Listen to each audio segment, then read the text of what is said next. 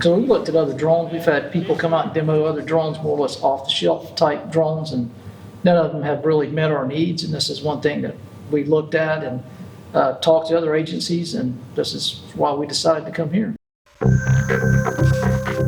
I do work with San Luis County Sheriff's Office, currently in Pensacola, Florida at IHMC, participating in a drone program.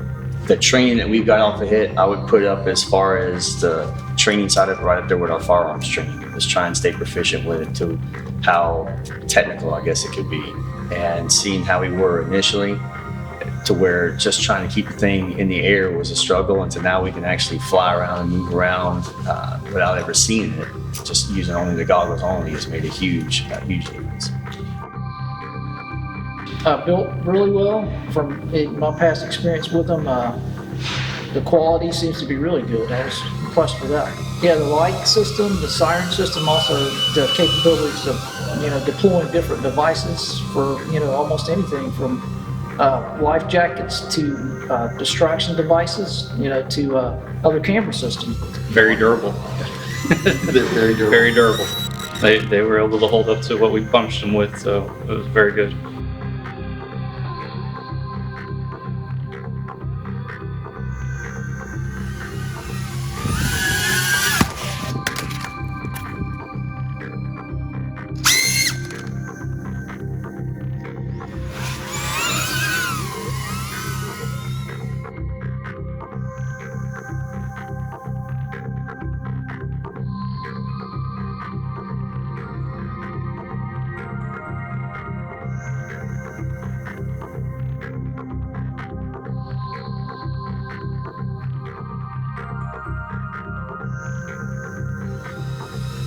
I think the drone training has been great that we've experienced this week, between being able to go into buildings and seeing what the drone's capable of, and then also taking it outside and seeing how the different weather can affect our flying abilities.